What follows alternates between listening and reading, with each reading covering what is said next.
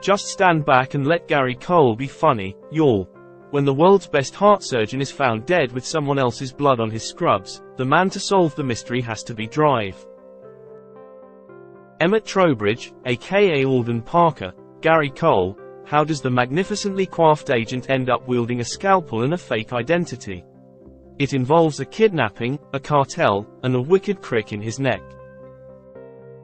Let's recap. Dr. Eric Harper, Tim Rusts, a renowned rare tumor cardiothoracic surgeon, is found shot dead after being snatched from the Portsmouth Naval Medical Center parking lot.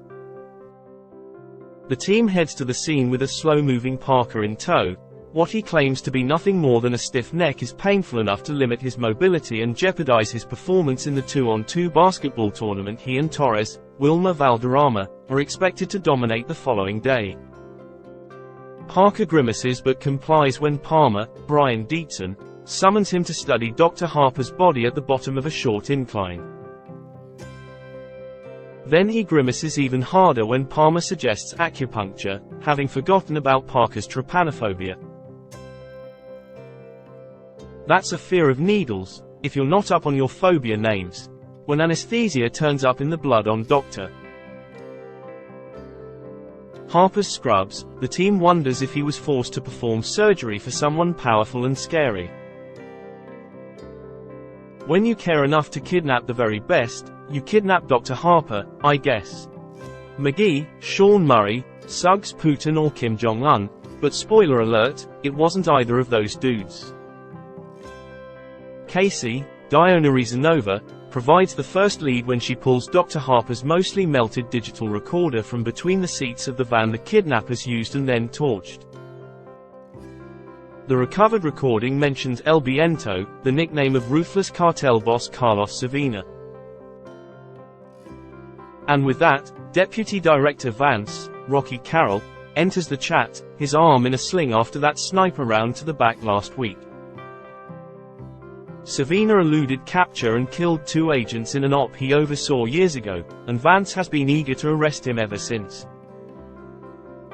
Of course, Parker's current level of stiffness doesn't fill him with optimism, and nothing, not Casey's inversion table, Knight's, Katrina Law, ointment, or McGee's muscle stimulator, is helping. While the team's able to confirm that Savina and his people landed at a nearby airfield, they also learn that Dr. Harper has stopped performing surgeries because he developed a hand tremor that he was seeing physiatrist Drive. Carrie Moran, Krishna Smitha, to rehab. The news sends Parker to Dr. Harper's longtime surgical partner, Drive.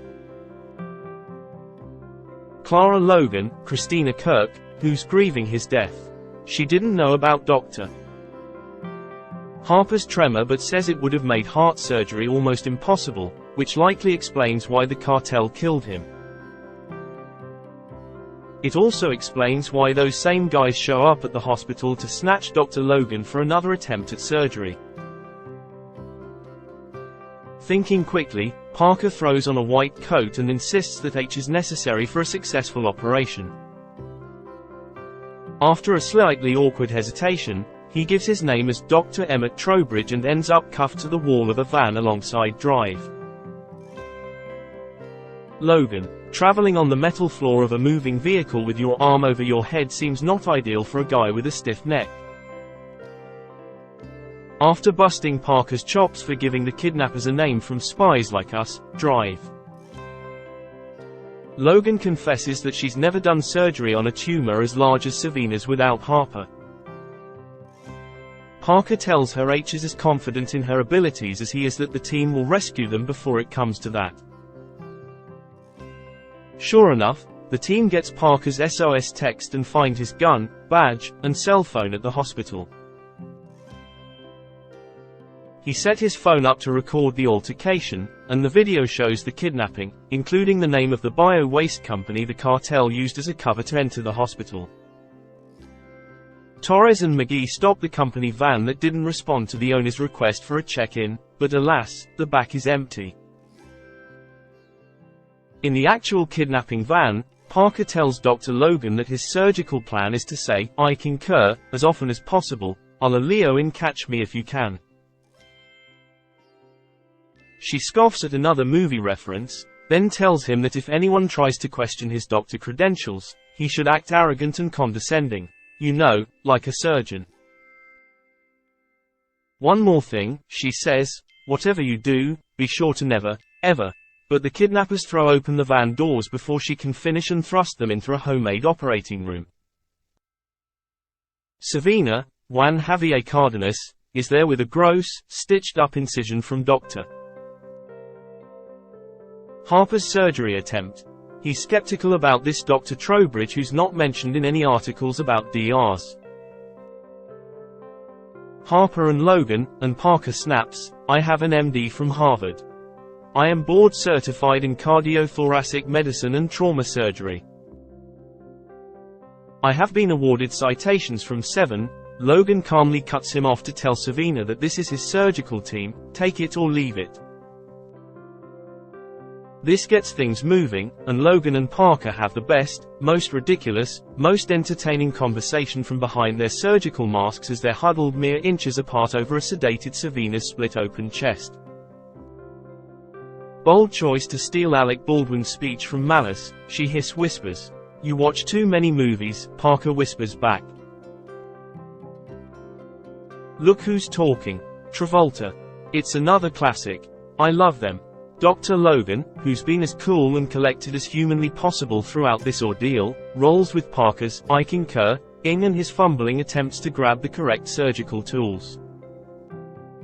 Then when she spots an unattended cell phone, she grabs it to call for help, but one of the cartel boys breaks her wrist, leaving Parker responsible for touching Savina's exposed, beating heart. Thankfully, McGee has tracked down the company that built the clean room for the surgery, and they storm the OR. One of the henchmen takes Dr. Logan hostage, but Parker overcomes his trypanophobia and stabs the guy with a big hole, hypodermic full of potassium solution, which stops his heart.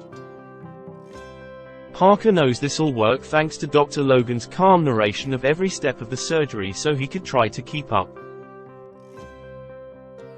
When Savina comes to, he's cuffed to the bed in an actual hospital. The good news: drive. Logan and her team removed his tumor. The bad news: a delighted Vance puts him under arrest. When Knight congratulates a scrubs-clad Parker on his role in the takedown, he somberly tells her, we're doctors, not God. The Hippocratic Oath says first do no harm. But that's something you might not understand until you put on the scrubs and hold a beating heart in your hands. Then he greets a fellow doctor before stepping into Dr. Logan's room where she's recovering from wrist surgery. And yow, it's on. Knight watches in glee as Dr. Logan asks Parker to call her Clara and Parker in turn asks her to call him Alden.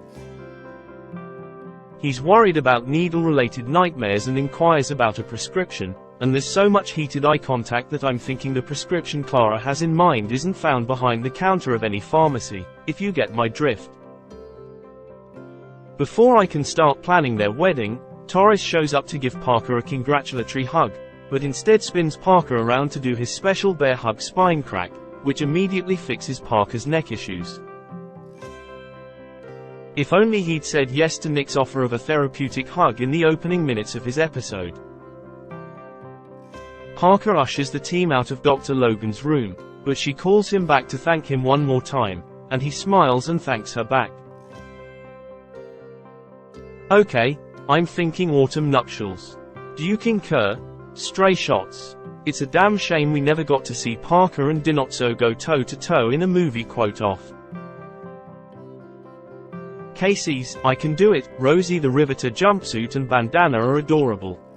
And a round of villainous applause for the cartel guys who either put horsehair, pumpkin seeds, a pacifier, and a bonsai tree into the torched van to create a billion false leads, or else they rented the world's filthiest van. Either way, fair play to them. Speaking of adorable, how great was that glimpse of McGee laughing at Parker and Torres horsing around in the final scene.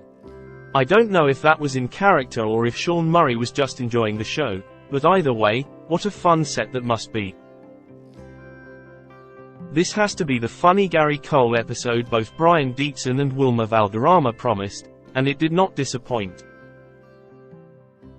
2 more episodes this season, friends.